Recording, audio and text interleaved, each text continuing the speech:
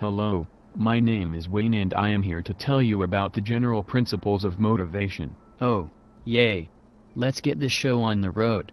I have wanted to learn about this for quite some time now. Alrighty then, let's get started.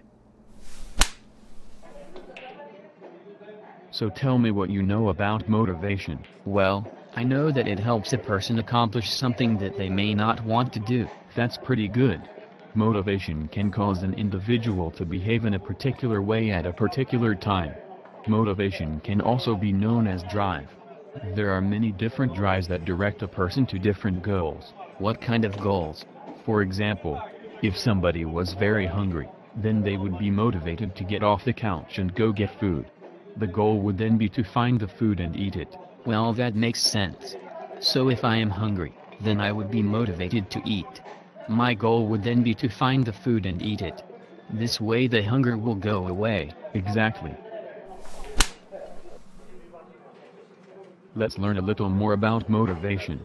Motivated behaviors are directed toward incentives. What does that mean? An incentive is the sought-after object that we will receive by doing something. Incentives are also called reinforcers, rewards, or goals. A perfect example of this would be us waiting here for our table.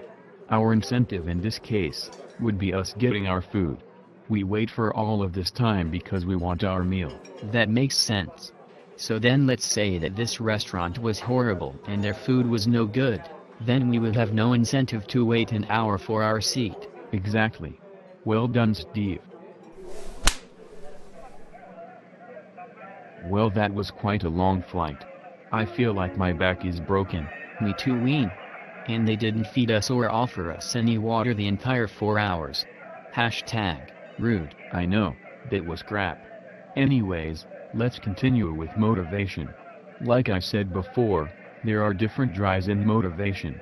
A drive that we use helps us preserve homeostasis. What on God's green earth is homeostasis? The definition of homeostasis is the constancy of internal conditions that the body must actively maintain. That kind of makes sense, but I don't really get it yet. A perfect example would be how this poverty airline company didn't feed us or give us any drinks. Therefore, we become hungry and dehydrated. Our bodies are telling us to drink and eat so that we can have energy again and hydrate our body. The body wants to be conditioned a certain why and when. For example, we don't eat or drink, our bodies aren't used to that and the body will start to become hungry and thirsty to get back to normal. That makes sense.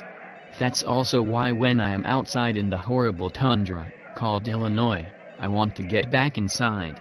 It's because my body temperature is colder than usual and it wants to get back to its normal temperature. Correct.